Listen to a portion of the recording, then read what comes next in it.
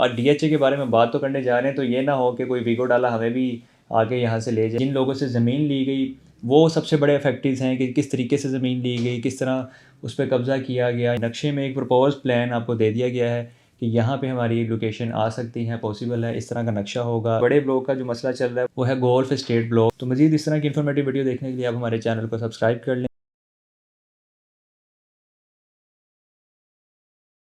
जी अस्सलाम वालेकुम नाज़रीन, दिस इज़ फ़ाद इफ्तिखार। उम्मीद है आप सब लोग खैरियत से होंगे। आज हम डिस्कस करने चाह रहे हैं लाहौर के जो वेल नोन डेवलपर्स हैं उनके बारे में कि वहाँ पे उन्होंने अभी तक कौन कौन सी प्रॉब्लम्स लोगों को फेस करना पड़ रही हैं, कहाँ कहाँ पे लोग स्टक हैं, कहाँ कहाँ पे उनकी इन्वेस्टमेंट तकरीबन समझ लें कि डेड इन्वेस्टमेंट है। क्योंकि इससे पहले एक डिटेल वीडियो हमने बनाई थी कि लाहौर की तकरीबन 8 से 10 ऐसी सोसाइटीज़ जहाँ पे तो बिल्कुल ही तकरीबन समझें कि लोगों के पैसे डूब गए हैं। तो उस पर लोगों ने काफ़ी ज़्यादा अप्रिशिएट किया था और मज़ीद उन्होंने ये डिमांड भी की थी कि लाहौर के जो बड़े नाम हैं, बड़े डेवलपर्स हैं, उनके बारे में कोई बात नहीं करता, तो आप उसके बारे में भी डिटेल वीडियो बनाएं और हमारे साथ सारी तफसील उनकी शेयर करें कि उनकी यानी कि मौजूदा सूरत हाल क्या है और वहाँ पे कौन कौन से मामला ठीक हैं, कौन कौन से ख़राब हैं। क्योंकि जहाँ पे बड़ा डेवलपर होता है ना, वहाँ पे ज़्यादातर आपको सही चीज़ ही दिखाई जाती है, आपको हमेशा उसका पॉजिटिव पहलू ही दिखाया जाता है, उसका नेगेटिव पहलू नहीं दिखाया जाता। तो आज हम बात करेंगे जी, एक लंबी लिस्ट है, ये भी तकरीबन को 8 से 10 बड़े डेवलपर हैं, लाहौर के हैं, समझ लें पाकिस्तान के। लेकिन टॉप ऑफ दी लाइन जो डेवलपर हैं हम उनसे शुरू करेंगे क्योंकि उनको देखते ही बाकी जो लोग हैं उनको फॉलो करते हैं और जिस तरह का ट्रेंड वो लेके आते हैं मार्केट में, बाकी जो छोटे डेवलपर होते हैं उसी ट्रेंड को फॉलो करते हैं। तो वीडियो को लंबा किए बगैर मैं स्टार्ट करता हूँ, क्योंकि नॉर्मली हमेशा ये होता है कि वीडियो एक बहुत लंबी बनाई जाती है तो आधी वीडियो में सिर्फ चीज़ें इधर उधर की बातें होती हैं और बाकी एंड पे जाके आपको काम की बात बताई जाती है। तो ऐसा हम नहीं करेंगे, इंशाल्लाह हम स्टार्ट करते हैं। तो सबसे पहले जी बात करते हैं DHA की, डिफेंस हाउसिंग अथॉरिटी की। अब DHA के बारे में बात तो करने जा रहे हैं, तो ये ना हो कि कोई वीगो डाला हमें भी आके यहाँ से ले जाए और हमसे भी पूछ हो जाए। लेकिन कोशिश हमने यही करनी है कि हमने फैक्ट भी बात करनी है, हम कोई ऐसी लोगों को गुमराह नहीं करेंगे और कोई गलत बयानी नहीं करेंगे, क्योंकि एक बहुत बड़ी अथॉरिटी है और रियल इस्टेट का ब्रांड है और नंबर 1 पे आता है पाकिस्तान के ब्रांड्स में। तो DHA में भी लोग इन्वेस्टमेंट के लिहाज से गैर महफूज हैं, और वो किस तरह हैं वो भी मैं आपको बता देता हूँ। DHA के आपको पता है लाहौर में ही खाली बात कर लीजिए तो बहुत सारे फेजेज़ हैं, तकरीबन कोई 13 फेजेज़ हैं DHA के। DHA 1 से स्टार्ट हो जाए और ऑनवर्ड 1 2 3 4 5 6 7 8 9 10 11 12 13 फेजेज़ हैं। और फिर जो इसके अलावा DHA हैं, जैसे DHA कराची है, इसके अलावा DHA कोयटा है, DHA मुल्तान है, मल्टीपल यानी कि बड़े शहरों में भी DHA आपको देखने को मिलता है। इवन कि DHA पेशावर भी है या गालवन आने जा रहा है, इसके बारे में डिटेल्स अभी ऑफिशियली नहीं है। अगर है तो एग्जिस्ट भी करता है। बहरिया टाउन सॉरी जो है वो पेशावर में आने जा रहा है। DHA तो आई थिंक एग्जिस्ट करता है पेशावर में। तो DHA की बात करते हैं कि वहाँ पे लोगों की इन्वेस्टमेंट की क्या सूरत हाल है। तो वहाँ पे मेजोरिटी यही समझा जाता है कि 80-90% आपकी इन्वेस्टमेंट सेफ और सिक्योर होती है। इवन कि कुछ लोग तो 100% इन्वेस्टमेंट को सिक्योर समझते हैं, नो डाउट होती भी है। लेकिन आज हमने उन चीज़ों पर रोशनी डालनी है जो कि बेशक इनके कुछ 10 या 20% ही वो परसेंटेज बनती है या शायद इससे भी कम बने, लेकिन जो नेगेटिव पहलू है उसको भी सामने रखा जाए। क्योंकि देखें, जिस बंदे के साथ भी, अगर किसी एक फ़र्द वाहिद के साथ भी किसी भी डेवलपर की एंड से कोई मामला ख़राब हो जाता है या धोखा हो जाता है या फ्रॉड हो जाता है या उसकी इन्वेस्टमेंट डूब जाती है, तो उसके लिए वो पूरा इदारा ही गलत हो जाता है। हालांकि नॉर्मली ये चीज़ ठीक नहीं है, लेकिन ज़ाहिर सी बात है जिसके पैसे डूबे हैं वो तो उसको गलत ही कहेगा।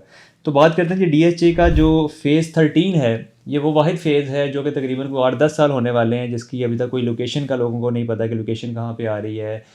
इसकी मार्केट वैल्यू इसकी कभी अप हो जाती है, कभी डाउन हो जाती है। तो अभी तो वैसे काफ़ी ज़्यादा डाउन चल रही है, ओवरऑल रियल इस्टेट ही डाउन है। तो DHA फ़ेज़ 13 भी काफ़ी ज़्यादा अभी नुकसान में जा रहा है। पिछले मैं बात करूँ 2-3 साल पहले की, तो DHA फ़ेज़ 13 की मार्केट काफ़ी ज़्यादा अच्छी थी। सिर्फ 5 मरला की मैं फ़ाइल की अगर बात करूँ तो तकरीबन को 40-45 लाख तक, इवन के 50 लाख तक भी गई थी। तो अभी डाउन होते होते तकरीबन इसका जो रेट है 20 लाख से भी नीचे आ गया। तो यानी कि उस प्राइस में भी कोई लेने को तैयार नहीं, क्योंकि लोगों को पता है कि यहाँ पे अगर इन्वेस्ट करेंगे, इसकी फ़ाइल ख़रीद लेंगे, तो मज़ीद ये कब इसकी लोकेशन आएगी, कब चीज़ें ऑन ग्राउंड होगी, कब डेवलपमेंट होगी, कब हमें फ़ायदा होगा, इसका कोई आइडिया नहीं है।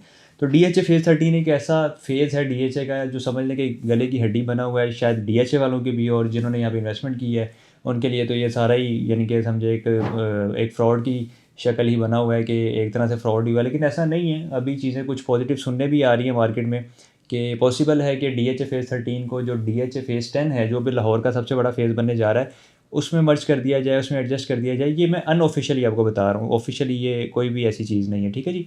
और ये भी पॉसिबल है कि DHA फ़ेज़ 13 को कोई ठोकर के आसपास कोई लोकेशन पे इसको लोकेट कर दिया जाए, वहाँ पे इसकी कोई लैंड रिवील कर दी जाए और लोगों को यानी कि बता दिया जाए कि ये DHA फेज़ 13 की लैंड है और यहाँ पे आप आने वाले दिनों में डेवलपमेंट देखेंगे या सारे मामला होंगे। तो खैर अभी ये चीज़ें अनऑफिशियल हैं, लेकिन आपके साथ सिर्फ चीज़ें मैंने वो सामने रखी जो सुनने में आ रही हैं। तो फेज़ 13 एक ऐसा फेज़ है जो कि DHA में लोगों के लिए परेशानी का बायस बना हुआ है। उसके बाद हम बात करें जी बहरिया टाउन की, तो बहरिया टाउन का जो लाहौर वाला प्रोजेक्ट है उसमें तो ऐसा मेरा नहीं ख्याल कोई ऐसी प्रॉब्लम है, और अगर कोई प्रॉब्लम हुई भी तो माइनर सी होगी या कोई छोटी मोटी ऐसी परेशानी वाली बात होगी जो कि इतनी हाईलाइट नहीं हुई, इतनी सामने नहीं है। लेकिन जो ज़्यादा बड़ा मसला है बहरिया टाउन के लिए वो बहरिया टाउन कराची है। बहरिया टाउन कराची के बहुत ज़्यादा फैक्ट्रीज़ हैं, इवन कि जहाँ जिन लोगों से ज़मीन ली गई वो सबसे बड़े अफेक्टिव्स हैं कि किस तरीके से ज़मीन ली गई, किस तरह उस पर कब्ज़ा किया गया, या किस तरीके से ब्लैकमेल लोगों को किया गया, या किस तरीके से ज़बरदस्ती ज़मीन ली गई। ये डिफरेंट स्टोरीज़ हैं, यानी कि इस पर अगर बात की जाए तो एक अलग व्लॉग बन सकता है, कोई 15-20 मिनट का या 30 मिनट का, शायद घंटे का व्लॉग भी बन सकता है। लेकिन सरसरी तौर पे आज हमने बात करनी है और इनको चीज़ों को हाईलाइट करना है ताकि आपको इन्फॉर्मेशन मिले, आपको नॉलेज मिले और बड़े डेवलपर के बारे में भी आपको पता चले कि कहीं ना कहीं इनमें भी खामियां पाई जाती हैं। तो बहरिया टाउन कराची भी इस तरह का एक प्रोजेक्ट है जिसमें बहुत सारे ऐसे बायर्स भी हैं बहरिया टाउन के जो कि फैक्ट्रीज़ हैं,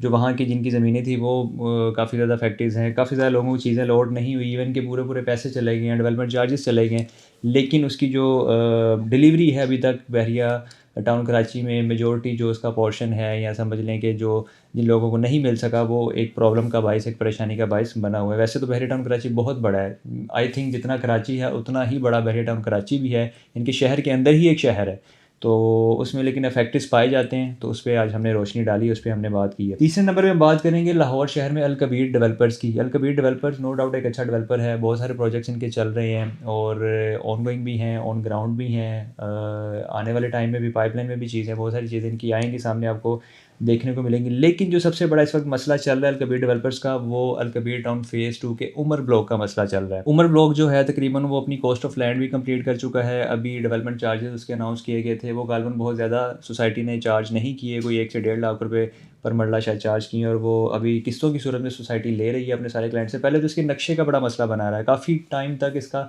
मैप ही सामने नहीं आया, लोग परेशान थे कि जी हमने पता नहीं कहाँ इन्वेस्टमेंट कर ली, हमारा पैसा डूब तो नहीं गया, बर्बाद तो नहीं हो गया, हमारे साथ स्कैम या फ्रॉड तो नहीं हो गया।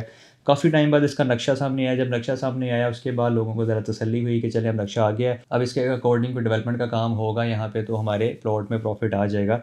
लेकिन नक्शा आने के बाद भी तकरीबन कुछ साल, 1.5 साल, 2 साल तक उसमें कोई डेवलपमेंट का काम नहीं हुआ। इवन कि अभी तक सोसाइटी ने उसकी लोकेशन भी रिवील नहीं की कि एक्चुअल में हम इसकी लोकेशन कहाँ पे देंगे। नक्शे में एक प्रपोज प्लान आपको दे दिया गया है कि यहाँ पे हमारी लोकेशन आ सकती है, पॉसिबल है, इस तरह का नक्शा होगा, उसका जो प्रपोज मैप है स्क्रीन पर आप देख भी रहे होंगे।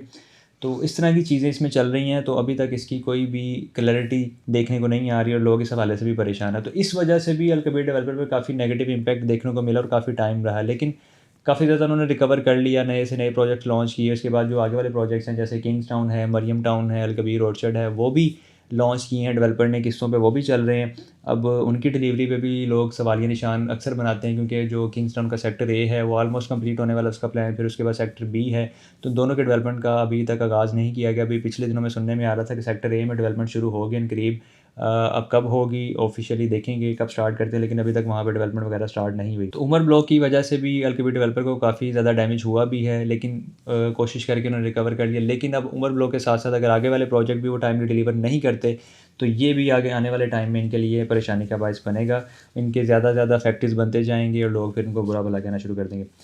उसके बाद हम बात करते हैं पार्क व्यू सिटी लाहौर की। पार्क व्यू सिटी लाहौर जो कि अलीम खान का प्रोजेक्ट है और इसकी लोकेशन जो है मेन मुल्तान रोड पे है, ठोकर न्याज बेग से कोई 2-3 किलोमीटर का फासला बनता है। बहुत बड़ा प्रोजेक्ट है, काफ़ी ज़्यादा यहाँ पे फैमिलीज आबाद हैं, तकरीबन को 8 से 10 हज़ार लोग यहाँ पे रहते हैं, घर बने हुए हैं। काफ़ी मेजॉरिटी जो इसके ब्लॉक्स हैं वो डिलीवर्ड हैं और लोगों ने अच्छा पैसा भी बनाया, अच्छे पैसे भी कमाए यहाँ पे इन्वेस्टमेंट करके। लेकिन जो इसके एक बड़े ब्लॉक का जो मसला चल रहा है वो है गोल्फ स्टेट ब्लॉक, जो कि आज से तकरीबन कोई 2.5-3 साल या 4 साल पहले लॉन्च किया गया था। अभी उसकी सारी अमाउंट कंप्लीट हो गई है, तकरीबन सारे ड्यूज़ जा चुके हैं, लेकिन अभी तक उस ब्लॉक की लोकेशन ही सोसाइटी ने यानी कि रिवील नहीं की और लोकेशन ही नहीं दी, मैप भी नहीं दिया और कंफर्म भी नहीं किया कि आपका ये ब्लॉक कहाँ पे आ रहा है। अब जो इसके अफेक्टिव्स हैं जिन्होंने पेमेंट दी हुई है वो तो ज़ाहिर सी बात है इसको फ्रॉड कहेंगे, 2 नंबर कहेंगे, जी पार्क व्यू सिटी में आप इन्वेस्ट ना करें, आप प्लॉट ना लें।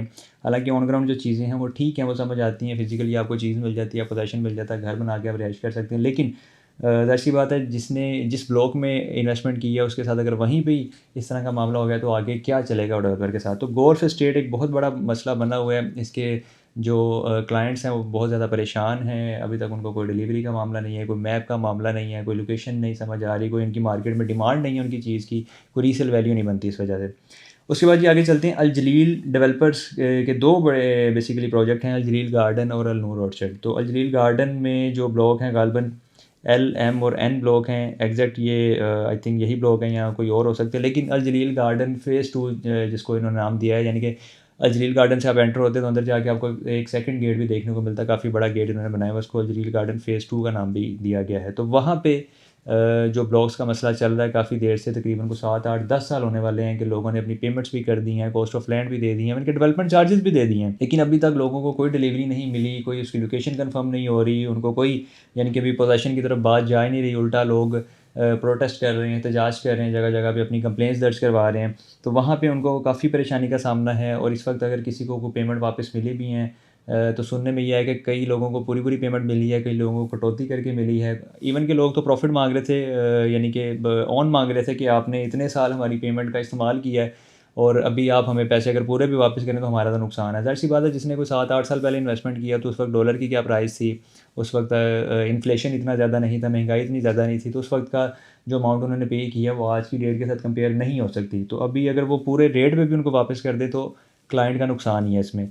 तो अल जलील गार्डन में ये मसले चल रहे हैं। इसके अलावा अल नूर ऑर्चर्ड जो कि अल जलील डेवलपर्स का ही प्रोजेक्ट है, अल नूर ऑर्चर्ड में इस वक्त जो सबसे बड़ा एक परेशानी का बाइस बना हुआ है लोगों के लिए और शायद सोसाइटी के लिए भी, क्योंकि वो डिलीवर नहीं कर पा रहे तो उनको काफ़ी ज़्यादा क्रिटिसिज्म देखने को मिल रहा है, वो है वेस्ट मरीना ब्लॉक। अब वेस्ट मरीना ब्लॉक की डिलीवरी का टाइम आ चुका है, तो इसके साथ साथ मरीना स्पोर्ट सिटी ब्लॉक का भी मसला बन गया है कि उसमें भी लोग काफ़ी ज़्यादा परेशान हैं। इवन कि बहुत सारे लोगों ने जब रिफ़ंड ओपन हुआ था इसका तो अपनी फ़ाइल्स ही रिफ़ंड करवा दी, नुकसान पर सोसाइटी को वापस कर दी कि आप हमारी फ़ाइल वापस ले लें और हमें पैसे दे दें। अब उसमें ज़ाहिर सी बात है सोसाइटी पैसे काटती है और कुछ 6-8 महीने का चेक आपको मिलता है, उसके बाद जाके कैश होता है। तो अल नूर ऑर्चर्ड का जो वेस्ट मरीना ब्लॉक है उसका पोजेसन का मसला बना हुआ है, क्योंकि सोसाइटी ने अनाउंसमेंट की थी कि 5 साल का पेमेंट प्लान है, 2.5 साल में आपको कब्ज़ा मिलेगा, 1 साल में बैलेटिंग हो जाएगी।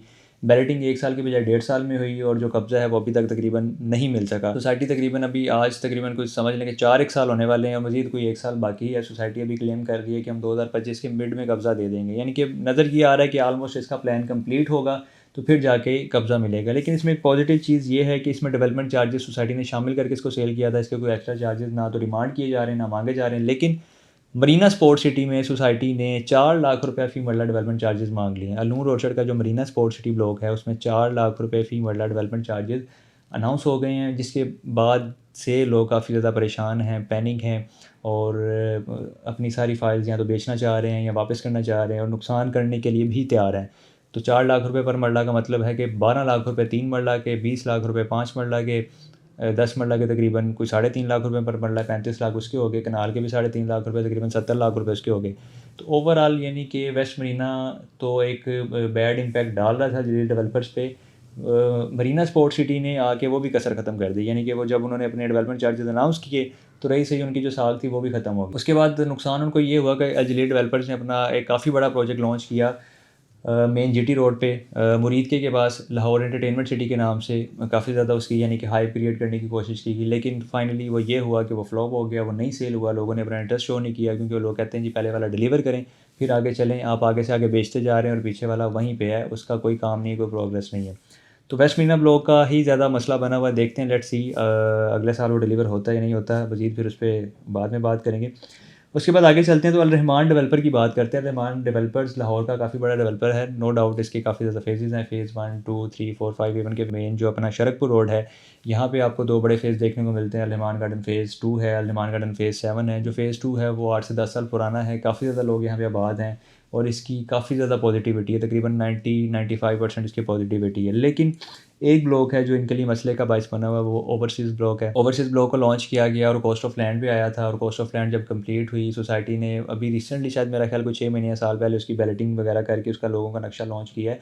अदरवाइज़ नक्शा भी उसका नहीं आ रहा था, मैक्सिमम पेमेंट जा चुकी थी, नक्शा नहीं सामने आ रहा था, लोकेशन तो बिल्कुल सामने नहीं आ रही थी। लेकिन अभी कुछ चंद एक महीने उसकी लोकेशन भी रिवील कर दी गई है, लेकिन काफ़ी ज़्यादा पीछे जाके भी उसकी लोकेशन ओपन की गई है, तो लोगों को फिर भी कोई तसल्ली हो गई है, कोई आसरा हो गया है। लेकिन इसमें कॉस्ट ऑफ लैंड लेने के बाद सोसाइटी ने डेवलपमेंट चार्जेस भी चार्ज किए हैं, वो 2.5 लाख रुपए फ़ी मरला चार्ज किए हैं यानी कि तकरीबन कोई आपके बन जाते हैं, ये कोई 7.5 लाख रुपये बन जाता है 3 मरला का, और 12.5 लाख रुपये बन जाता है 5 मरला का। तो लोकेशन अभी रिवील होगी, लेकिन ये एक ऐसा ब्लॉक है जो कि इनकी यानी कि जो समझ लें कि पॉजिटिव इमेज है उसको ख़राब करने का बायस भी बना, और इस पे इम्पैक्ट भी आया, देखने को भी मिला। लेकिन काफ़ी ज़्यादा ये रिकवर कर चुके हैं। नई से नई जब इन्होंने ब्लॉग लॉन्च किए, ऑन ग्राउंड की ये चीज़ें डिलीवर की, तो काफ़ी ज़्यादा बेहतरी आ गई। लेकिन ये एक ब्लॉग है जो इनके लिए एक परेशानी का बायस इनके लिए भी है, सोसाइटी के लिए भी, क्योंकि वो डिलीवर नहीं कर पा रहे या लेट कर दिया उन्होंने डिलीवर तो वो करेंगे ऑब्वियसली, अभी काम स्टार्ट हो गया, डेवलपमेंट हो रही है, वो डिलीवर कर देंगे। लेकिन दोनों एंड से, क्लाइंट एंड से तो ज़्यादा परेशानी होती है, सोसाइटी एंड से बेशक हो या ना हो, लेकिन ये भी एक प्रॉब्लम वाली चीज़ बनी हुई है। उसके बाद हम बात करें जी एसए गार्डन की, तो एसए गार्डन नो डाउट एक अच्छा प्रोजेक्ट है कालाशाह काकू की लोकेशन पे। समझ लें कि काफ़ी पुराना प्रोजेक्ट है, कुछ 7-8 साल 10 साल पुराना प्रोजेक्ट है। काफ़ी ज़्यादा यहाँ पे फैमिलीज आबाद हैं और बहुत सारे लोगों ने यहाँ पे प्रॉफिट भी हासिल किया, अच्छी इन्वेस्टमेंट रहती है हमेशा से इनकी। लेकिन इनके लिए भी ये एक ब्लॉक है जो कि प्रॉब्लम का बाइस बना हुआ, वो है शेर अफगन ब्लॉक। शेर अफगन ब्लॉक में काफ़ी ज़्यादा लोगों ने अपनी पेमेंट्स दे दी, बल्कि इवन के तकरीबन पेमेंट्स क्लियर कर दी हैं, और ये एसए गार्डन फ़ेज़ 2 में गालबन आता है, और काफ़ी बड़ा ब्लॉक ही क्लेम कर रही है सोसाइटी इसको, यानी कि मेन जीटी रोड से ही दोबारा इसकी गालबन वो एंट्रेंस देने जा रहे हैं, और यही सोसाइटी भी क्लेम कर रही है क्योंकि काफ़ी ज़्यादा बड़ा ब्लॉक है, और दोबारा हम मेन जीटी रोड पे आ रहे हैं एक नए गेट के साथ। तो इसकी हम काफ़ी ज़्यादा यानी कि लोगों को इसमें फ़ायदा हो सकता था, जिस वजह से ये इसमें डिले आ गया। हालांकि ये चीज़ें जस्टिफाई आप नहीं कर सकते, डेवलपर कोई भी अगर जितने साल का प्लान देता है उस प्लान में उसने चीज़ें डिलीवर करनी होती हैं, अगर वो नहीं करता तो वो उसको किसी भी तरीके से जस्टिफाई नहीं कर सकते। जी हमारे पास बहुत बड़ा रकबा है, बहुत डेवलपमेंट हमने करनी है, हमारे पास मशीनरी कम है या ज़्यादा है या टाइम लगेगा, जो भी यानी कि वो डेवलपर अपने जस्टिफिकेशन देता है वो नहीं उसको जस्टिफाई कर सकता, क्योंकि आपने एक कमिटमेंट की हुई है लोगों के साथ, आपने डिलीवर करना है, आपने उसके अकॉर्डिंग लोगों से पैसे लिए हैं, आप डेवलपमेंट चार्जेस ले रहे हैं, आप कॉस्ट ऑफ लैंड ले रहे हैं, ओवरऑल लोगों का टाइम ले रहे हैं, और उसके बाद भी आप डिलीवर ना कर सकें या लेट कर दें, तो ये डेवलपर एंड से एक नेग्लिजेंस है, और इसको डेवलपर के एंड से ही देखा जाएगा, और अगर वो इसको कंपनसेट कर सकते हैं तो उनको करना भी चाहिए। लेकिन नॉर्मली पाकिस्तान में ऐसा होता नहीं है, कोई कंपनसेशन नहीं होती। वो बात है कि चीज़ देर से भी मिल जाए तो लोग ये कह के शुक्र अदा करते हैं कि देर आए दुरुस्त है, कि देर से भी चले मिली तो चीज़ तो मिल गई है ना मिलने से तो बेहतर हो गया। तो ऐसे गार्डन के लिए शेर अफगन ब्लॉक एक बहुत बड़ी प्रॉब्लम का बायस बना हुआ है सोसाइटी एंड से और क्लाइंट एंड से, तो वो तो बहुत ज़्यादा परेशान है। इस पर कुछ लोगों ने कमेंट्स भी किए थे, तो टाइम की किल्लत की वजह से नहीं मिला टाइम के इस पर हम डिटेल वीडियो बनाए, लेकिन आज चूँकि एक बड़े डेवलपर्स की बात हो रही थी जिसको साथ ऐड कर लिया कि इस पर भी बात हो जाए, क्योंकि जो लोग कह रहे थे कि इसके बारे में आप बात करें, आवाज़ उठाएँ, तो वो इस वीडियो को देखें, शेयर करें अपने दोस्तों के साथ। वीडियो में से आप अगर क्लिप काटना चाहें वो भी कर सकते हैं, हमारी ओपन वीडियोज़ हैं, जिस तरह भी आप इसको यूज़ करना चाहें। तो फाइनली अब कंक्लूजन की तरफ जाते हैं, वो ये है कि जितने भी लाहौर के बड़े डेवलपर हैं, ऐसा कोई भी मेरा नहीं ख्याल कोई डेवलपर है कि समझ लें जिसे हम कह लें जी दूध का धुला है और इसका कोई 100% इसकी डिलीवरी है, 100% इसमें मसले मसाइल नहीं है, 100% क्लाइंट के साथ ये सिंसेयर है। कहीं ना कहीं किसी ना किसी का कोई ना कोई मसला है, कोई प्रॉब्लम है, कोई परेशानी है।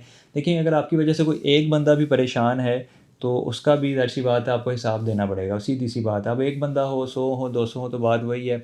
एक बंदे के लिए भी वही सारी चीज़ें यानी कि वही मैटर करती हैं जो कि हज़ार लोगों के लिए मैटर करती हैं, क्योंकि एक बंदे का भी हलाल का पैसा वही अहमियत रखता है जो कि हज़ार लोगों के हलाल का पैसा है। तो लोगों ने जब आपको अपने पैसे दिए हैं, सारी चीज़ें टाइमली अदा की हैं, क्योंकि बीच में फिर ये इनकी तरफ से डेवलपर की तरफ से ये भी होता है कि टाइमली आप किस्तें अदा नहीं करेंगे, आपसे जुर्माना लेंगे, आपकी फ़ाइल कैंसिल कर देंगे, फिर एक्टिवेशन चार्जेस हैं, फिर उस पर फ़ाइन चार्ज किया जाता है, तो बड़ी चीज़ें होती हैं। तो जब आपको क्लाइंट ने टाइमली सारी चीज़ें पे कर दी हैं, अदा कर दी हैं, तो आपको भी चाहिए कि आप उनको टाइमली डिलीवर करें। अगर आप नहीं कर पा रहे, नहीं आपने किया, तो फिर उसको कंपनसेट करें।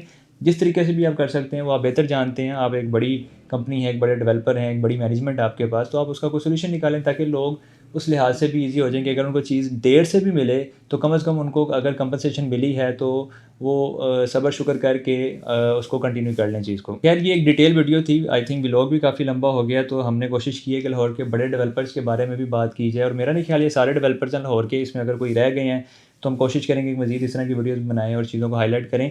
अब कंक्लूजन इसका ये है कि ये सारी जो डिटेल आपके साथ शेयर की है, इसका मकसद ये नहीं है कि सारे ये 2 नंबर हैं, ये धोखेबाज हैं, फ्रॉडी हैं, ऐसा नहीं है। चीज़ें ठीक हैं, ऑथेंटिक हैं।